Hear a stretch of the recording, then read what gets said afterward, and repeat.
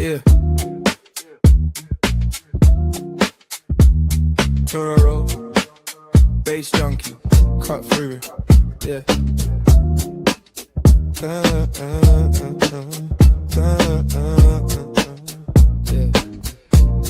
Yeah. Yeah. Group chat jumping, same old drama. Screenshots, think pieces, recycle karma. Timeline loud, but the truth sound quieter. Mute half the world, now my head feel lighter. Crypto bag small, but the brain compounding. DCA faith when the chart flatlining. They sold dreams, Lambo win a month, quick flip. I want land, less rent, more ownership. AI talk at the table, late takeaways. Who code the rules, who choose the maze? They want our face, our voice, our data. We want our time back sooner, not later. Through the noise, let it fade in the background. Talk your talk real low, still surround sound. Same cold world, but the kettle stays on. My boy, soft light, deep chat, we just cut through the noise. Through the noise, let them scream in the scroll bar. We stay here long form, talking from the gold heart. Same my world, but we're calm in the void. Cup in hand, good friends, yeah, we cut through the noise.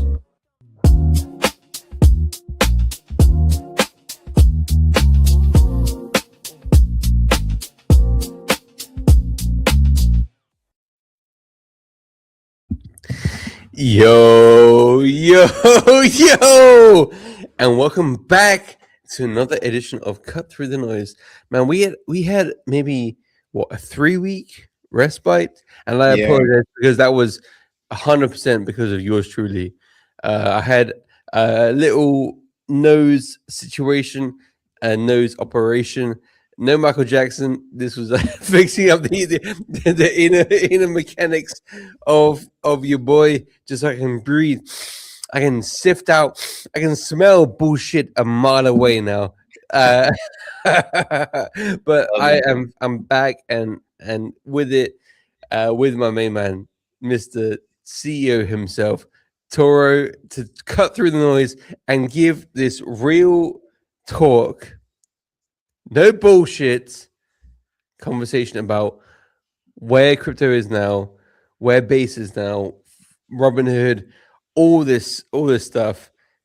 Let's cut through the noise because that's what the show is all about. So without further ado, let's pass over to my wonderful co-host, as always, Mr. CEO himself, Toro.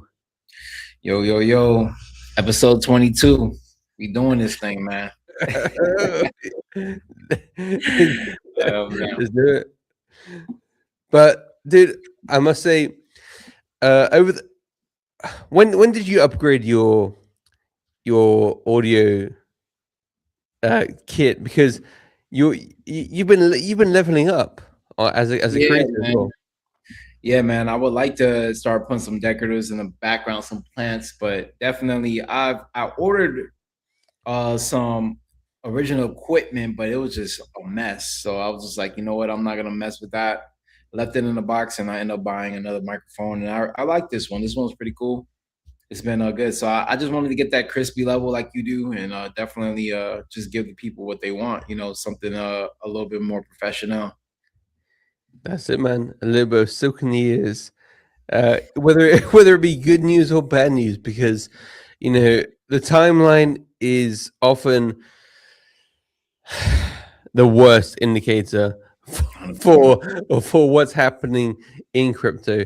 You know, I actually made a post on Monday saying, "Will ETH hit 2K this week?" And at the time, ETH was at $1,974 when I made this tweet. I'm like, it's literally a fairy's fart upwards, and we're there. And on a 24-hour poll, there's like 36 people replied, dude, 50-50. Like, it's anybody's guess. People don't. The timeline is conflicted. The timeline has different perspectives, but ETH is just, it seems to be cursed at this point. Cursed to be a sub 2K token. What are your thoughts?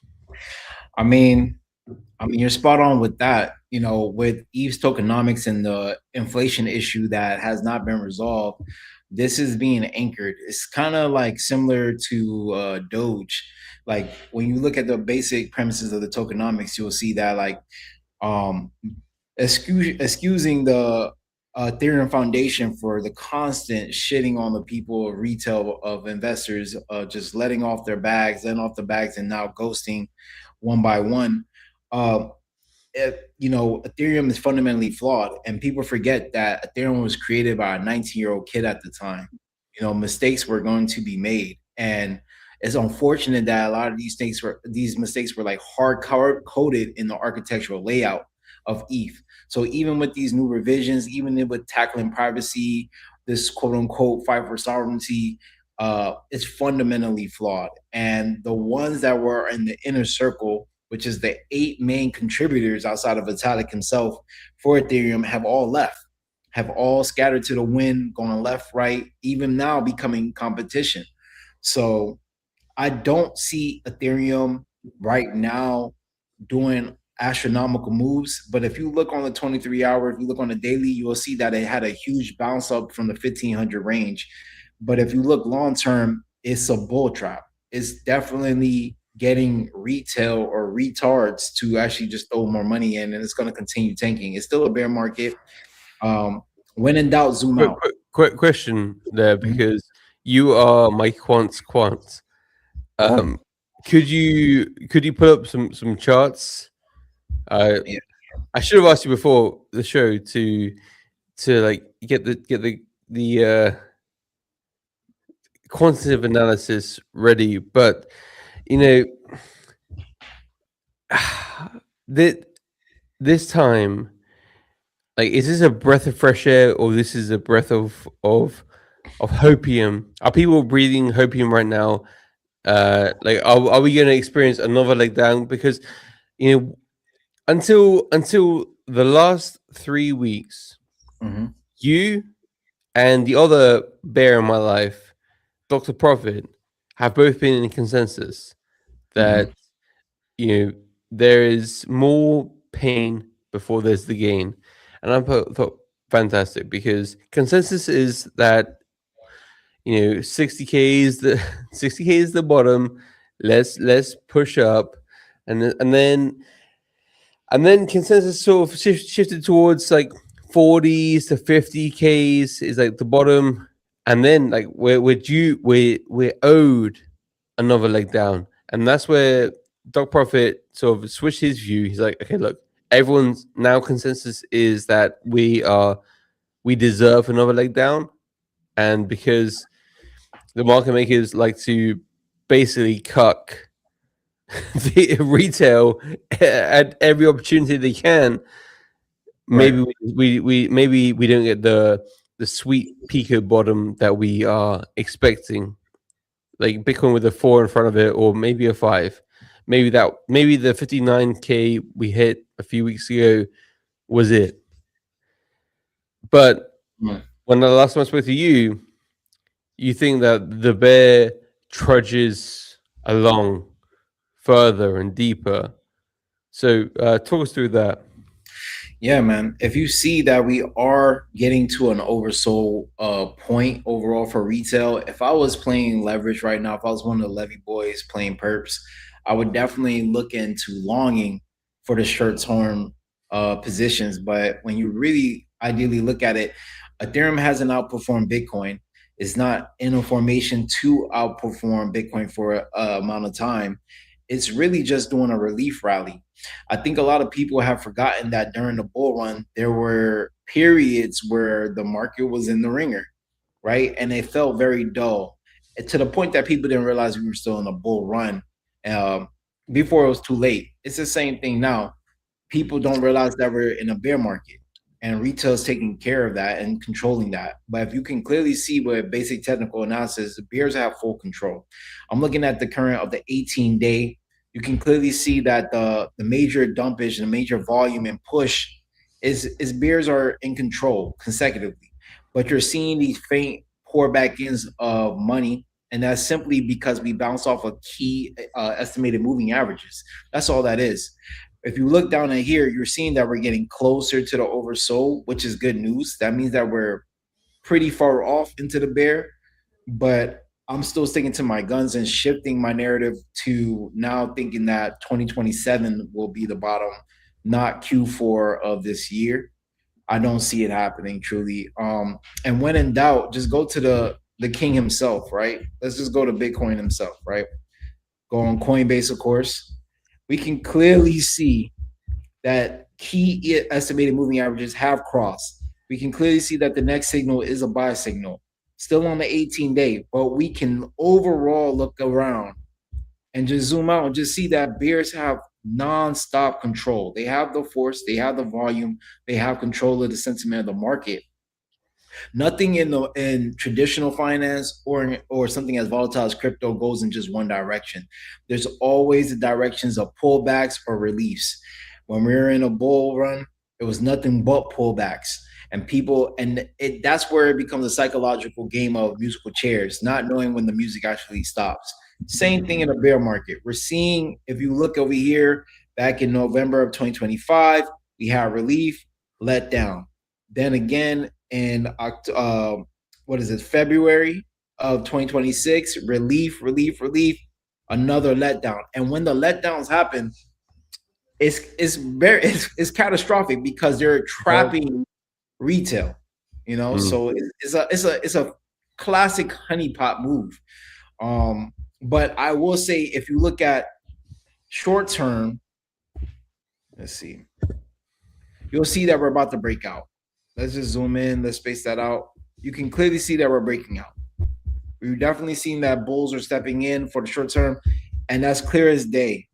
That is giving me a bullish sentiment and of a relief rally. But for how long? For how long? How long can we escape these estimated moving averages before we hit the big reset and then start from the bottom back up? I don't see it happening right now, but if you ask your timeline, if you ask most of these control crypto outlets, they're telling you, oh, the Clarity Act is the kicker. We're already been through more than half of the bear market. Q4, October, November magic of 2026. That's the bottom. That's the time to buy. I'm seeing that it's just a relief rally that's going to entrap retail long term. Sorry about that. Yeah, I heard that. No worries. I was literally I was trying to open up a previous conversation, and then like the YouTube opened up because yesterday I was on a show, day before yesterday, in fact, where I had to be the Debbie Downer. I had to be the bear in the room because it was like that was the bottom. That was the bottom. We're gonna hit 250K this year, and I'm like I would love that. Like I'm not a hater. I don't want to be the hater in the room, but like just thinking about two simple things for me as a non-technical analyst. One, midterm years are never good years for Bitcoin. Never. Has historically never been good for the market. Every midterm year, from as long as I've been in this game, which is now going on almost 15 years now, midterm years are always a stagnated point. But in those times, you will get relief. Simple. Of course. It's never straight down, and it's never straight up. Like people even in bull markets, people got wrecked. Like yes, like if course going to hit, but then 30% drawdowns, just wick candles. People that are playing leverage, guys. Leverage is the devil. If you don't know what you're doing, don't pretend like you know what you're doing. Because for myself, as somebody who's been in the market since 2017, right, almost a decade, right, I don't read the charts like Toro. I don't see the tea leaves in the same way, and I don't. I would be ignorant, and I have been ignorant / hubris. Hubris. possessing too much hubris, overconfidence in my own abilities, because some days I'm making it rain. And then it's like, okay, this is the trend now. I am the smart one in the room. Let me leverage my intelligence on these charts. But yeah, and then yeah, you get a rude awakening. That has been my experience. So if you don't know what you're doing, in fact, Toro, let me ask you, as somebody who has had success with not paper trading, but leverage trading, what would be your advice to people tuning in who want to get into leverage trading? The obvious thing is to first start small. If you're already at the point you feel comfortable from graduating from paper trading, you always never want to leverage no more than about 15% of your overall pot.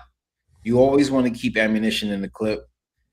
And you have to always stick to the rules and premises of your game plan. You can never let it get colluded with emotion, because there's going to be points, even if for anybody that's traded daily on the S&Ps, the NASDAQ, there are moments in those trades, when the bell hits at 9 a.m., where it goes the wrong way. It doesn't go the way you think. And then within 45 minutes, after it's convinced overall retail of the direction, it flips and it just wrecks.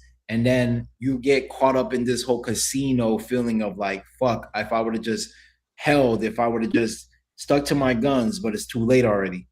And that's why most people lose at leverage trading. And that's why most people, when it comes to perpetuals, they fail. A second thing is knowing when to cut ties when you're up. The greed factor is always a really bad poison. It's like it's like crack. It's like opium. It's like you don't know. You're like, if I get off the ride now, I'm leaving money on the table, not realizing it's never your money until you cash out. It's just a number on the screen. It's a screenshot. It's memories. It's a moment in time. But it's never real until it actually hits your account and you're cleared. When you actually hit the sell button. And a lot of people get strung up on that. For me, I would say don't even go too big, unless you truly feel comfortable. You can hold like double-digit positions. I would just trade the typicals, the top 10, basically. Stay within the name brands, the blue chips. They have the most volume. They have the most validity. Don't try to play the newest shit coin on the block that just turned perp, because they're usually from history, they're usually just traps. They're retail traps. I would stick to like basically creating a synthetic portfolio of what you're actually planning on spot buying in the near future. And just because why? You get to understand the market makers, the aggregators behind those individual coins. You understand their behavior. The aerodrome market makers and whales are nothing like the soul whales or nothing like the hyper liquid whales. They're totally different mindsets, but they all fall truth and fall suit to Bitcoin and whoever those aggregators are, but when they have those sparks and moments of freedom range, you get to see the patterns of their enactment, how violent they get, how volatile they get, how quick of a movement of a direction they would do, how often they reverse. I would say right now is a good time for anybody that wants to jump in the pool right now. It's okay to swim. If you're trying to long something, I would say no more than 2 weeks reference time, close positions, even if there's still money on the table, and just reset again, because now you're playing, even if you stay to the rule of no more than 15%, the compounding effect of now you're having a bigger bag, that 15% is no matter what, regardless, is bigger of a wager than it was before, and that's what a lot of things, people try to treat perpetuals as if it's spot buying. And that's where you fail. You cannot treat these things as they're a portfolio that you can hold long-term, unless you're playing with low leverage, so that liquidating you is going to be pretty significant. It's going to have to hit significant points. But most people that are trading 20x and higher, there's no reason to treat perpetuals like it's spot trading. It doesn't make sense. I've lost a lot of times that way. And once I realized that, hey, treat the game as if it's rigged, treat the game as if you're dealing with criminals, that's when you start seeing a turnover. There's no other way. Mm. All right. So let's look at this specific chart. And obviously, this show is for entertainment purposes only, not Yeah. financial advice. Mhm. But if you were to look at this chart, how would you play it? You mentioned 15% of your portfolio. Let's say portfolio $1,000, 15%, $150, right? Mhm. Would hype be the play you'd be looking at, or would you be looking at ETH, or where would you be looking to risk it for the biscuit with a smaller allocation of your total portfolio? Well, if I was spot buying hype, you can't fail with hype long term because hype is so in there. They actually flipped Uniswap in volume recently, and Uniswap has been dominating overall for how long? They're the juggernauts when it comes to decentralized exchanges.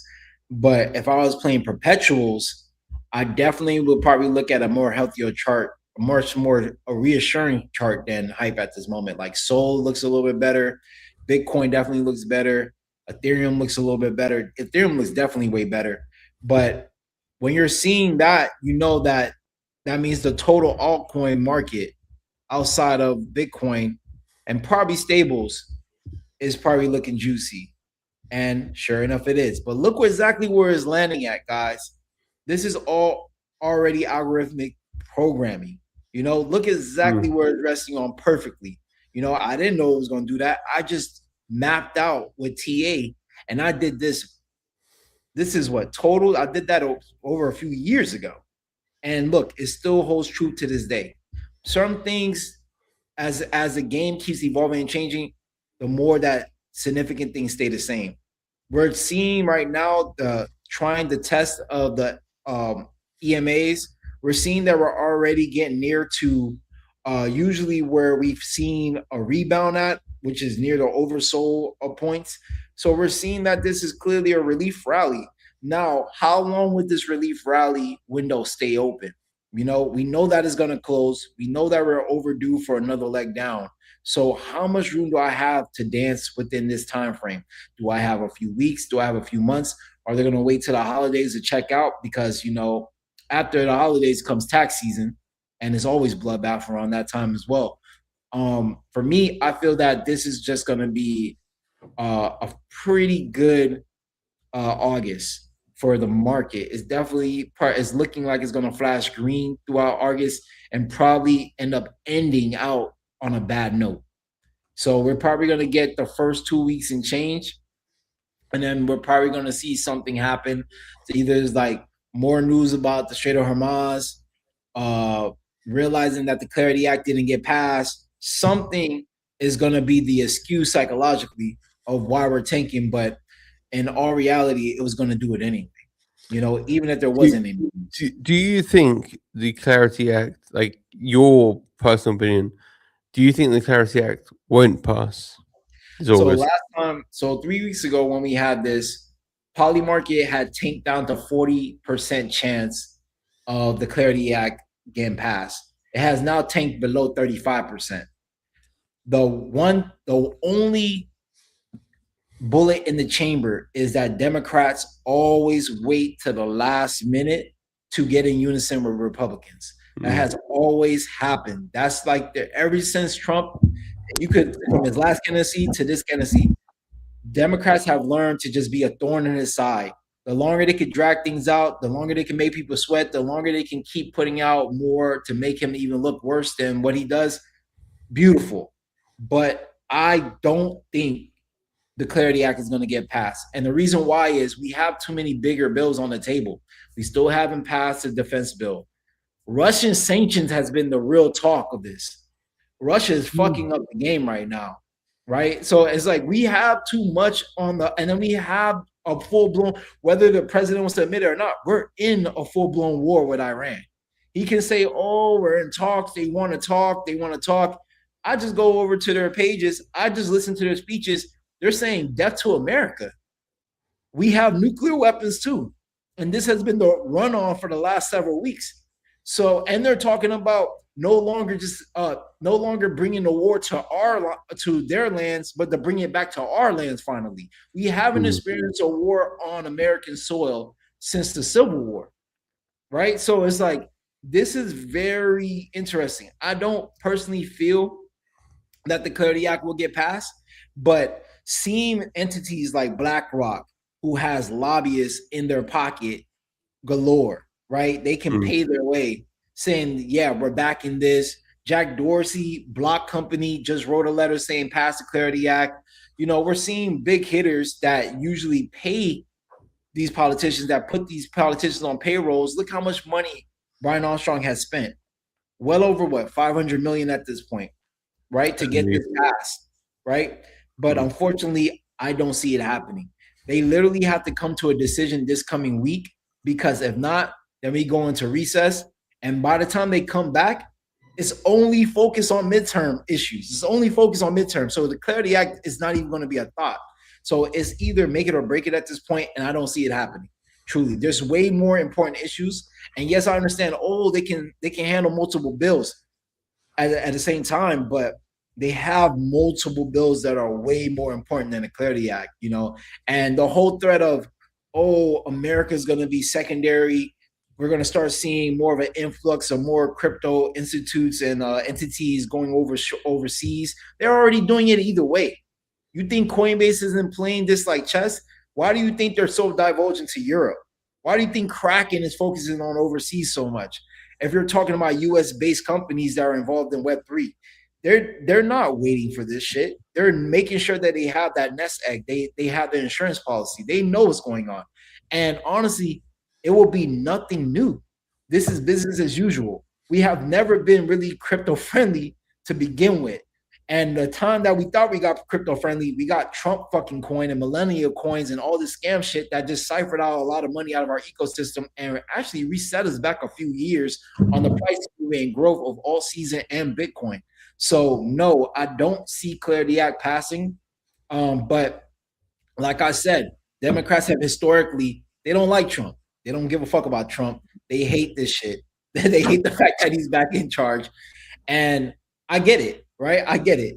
But it seems that with this new reformation, Trump signing off that him or any representatives that are close to him in that circle, family members, workers in that circle, cannot have any ties or affiliation, quote unquote, to being involved in the crypto space, launching coins and stuff.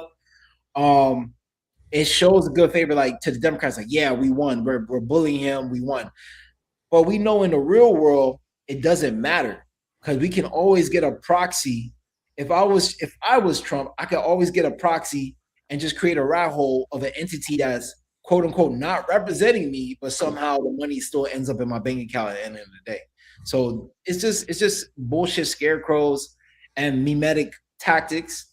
And I don't think that Congress is in a point where they can give the Clarity Act so much efforts and attention. Like, I applaud Brian for being in DC that all week, just hounding it out, building relationships, talking, trying to get some inside type of signal. And he doesn't look exhausted. He doesn't look frustrated. He doesn't look fatigued. He looks like he actually got a good answer, right? It looks like he already got the confirmation that it's going to get passed.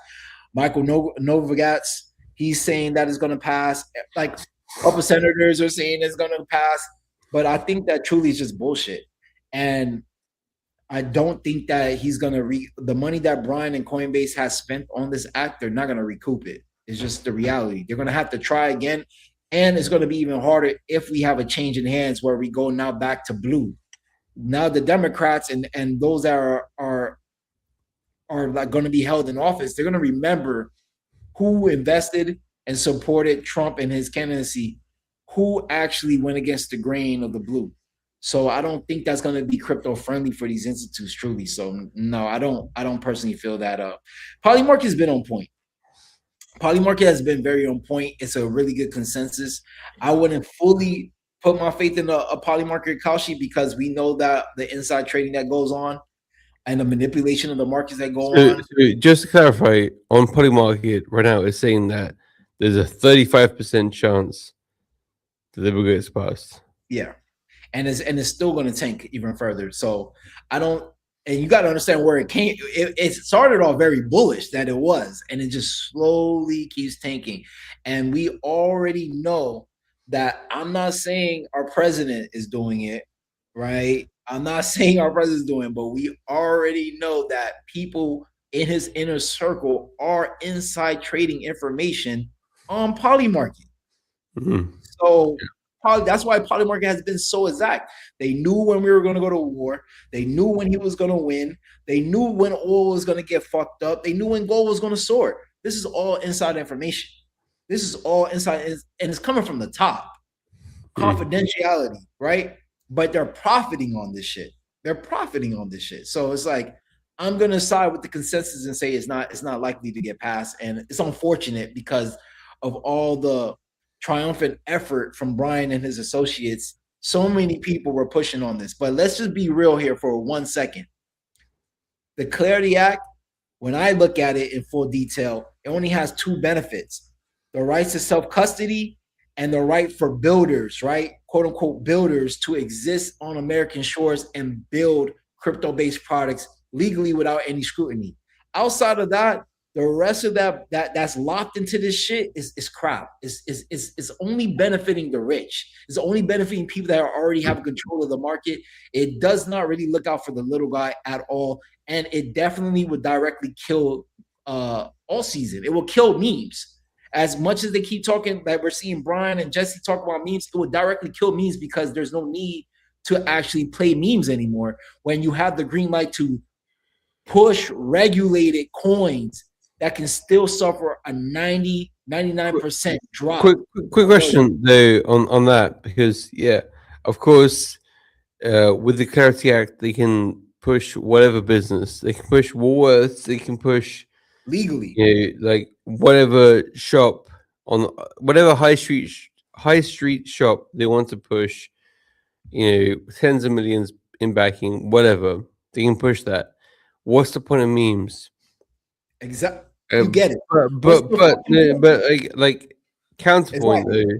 Counterpoint. I don't have to hide anymore. Because if I feel early to a token, regardless of what it is, cat or dog, cat with a hat, dog with a mask, whatever.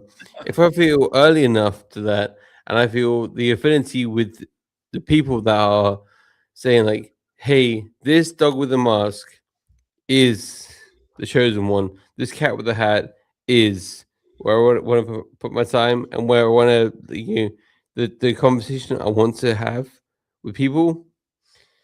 Like, I don't think this is the end of memes.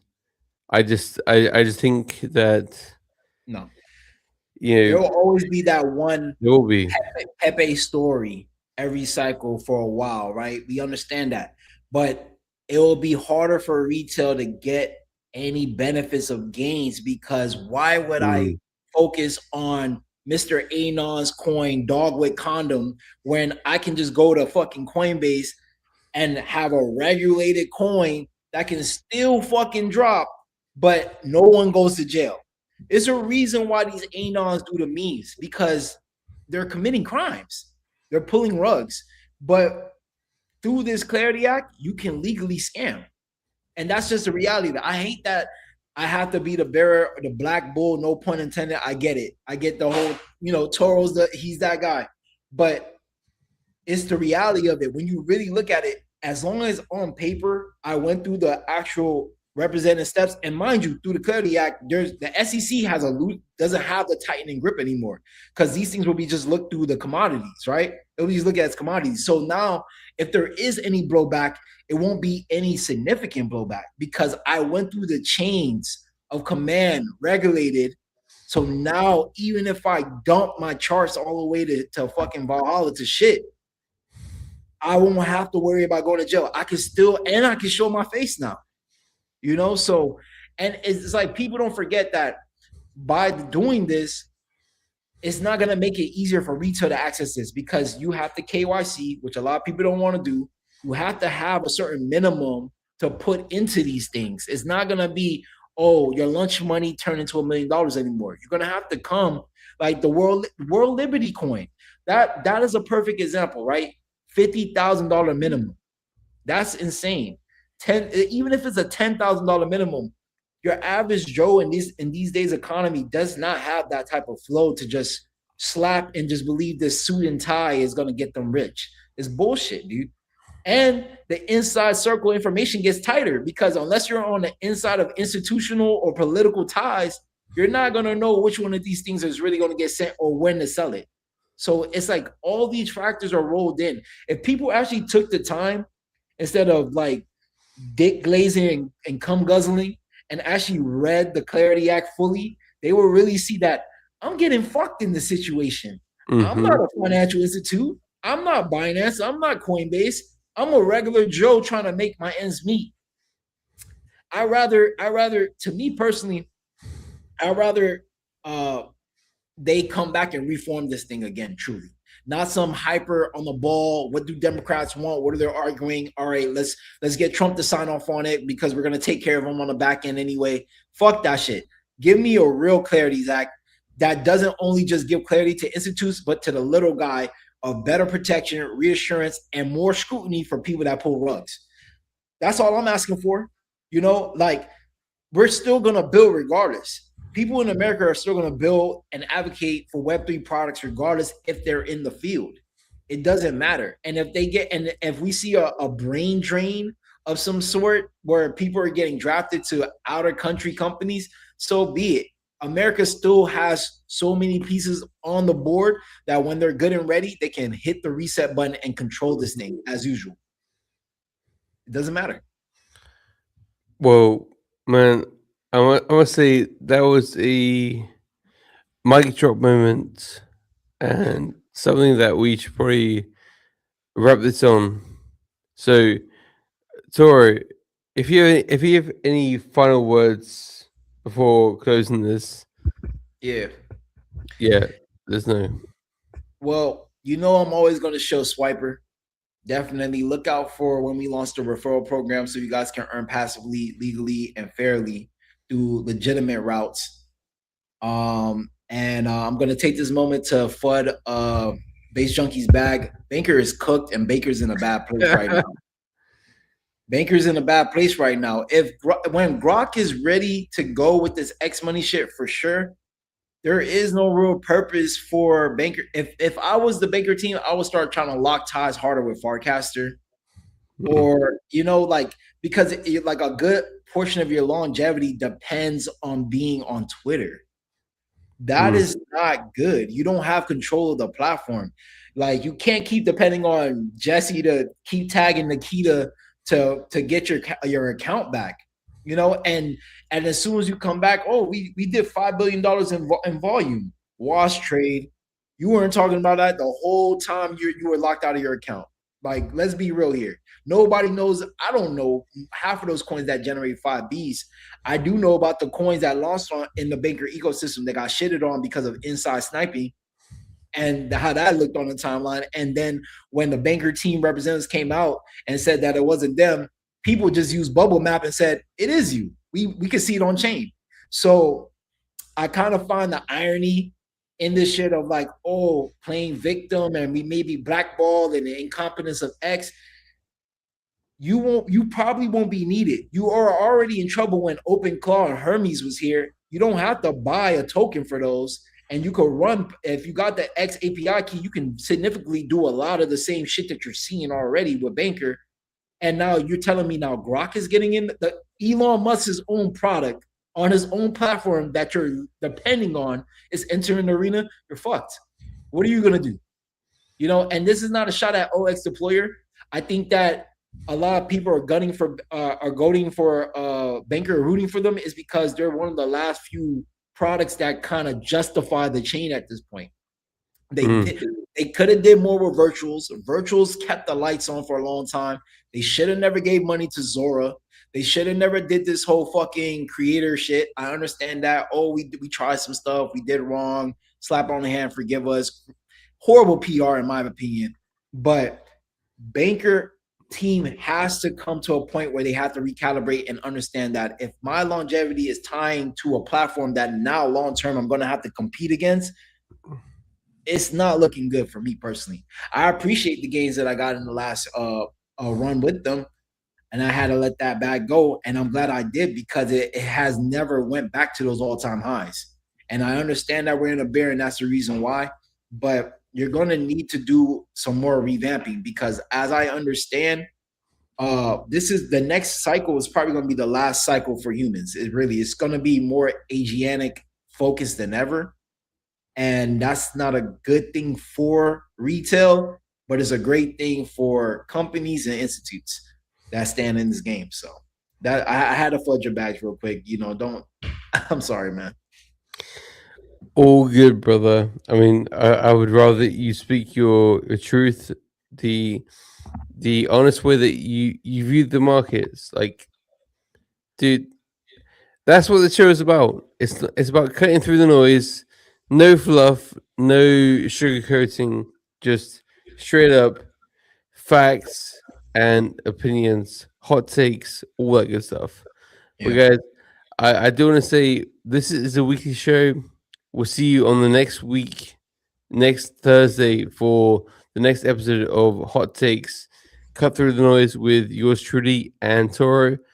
Toro, I gave you the mic before about like final words, but yeah, man, Swiper. Swiper.xyz, SWIPR.xyz. Make sure to click Base Junkies referral link. Definitely support. If you really fuck with Base Junkie, if you really support how he's been holding it down for the trenches, giving other people a light on his platform, use his referral link. It goes a long way. You get paid, he gets paid, everybody's happy. Just if you rock with Base Junkie, support the man. Definitely a little bit of support goes a long way in this game, especially in such a savage atmosphere that we're constantly coming back to every single day. Like we're still licking our wounds from the FTX, Voyager, Celsius collapse, the Terra Luna collapse. Like we're still dealing with that. And then you had on this cycle a stagnation, no all season. Ethereum never outperformed Bitcoin, and the Trump and Melania's took any type of hope away from that. So let's just be real here. We need to support those that are still standing up in these trenches and definitely still hitting the pavement every single day to give you the God honest truth. And honestly, that's what this is all about. So shout out to you, Toro. Shout out to everybody who tunes in to these shows. Red days, green days, but the builders keep showing up. And to be honest, one of my favorite things about this show in particular is that Toro keeps it real. No sugar glaze, no flowers for the undeserved. This is a conversation about, okay, where are we at as a market? Where are we at as builders? So if you are a builder and you want to continue to thrive, survive, and just build, tap in. I'm going to be doing another season of builder spotlights, maybe in September. But right now, I'm taking a little bit of a break just to focus on, family, health, wealth, all that good stuff. Yeah, and just keep my two favorite shows alive. Kicking it with Toro, and then DeFi show with Noah. Yeah, man, that's where the alpha is. Yeah, so, we love this game, man. I love this game. If I didn't love this shit, I wouldn't be doing this. I wouldn't be participating. I wouldn't have given so much of my life, the ups and downs to it. This is I love this thing, but I'm never gonna crypto poet it. That's all I can say about that. I'm never gonna crypto poet it. Bro. Never gonna cryptic poet it.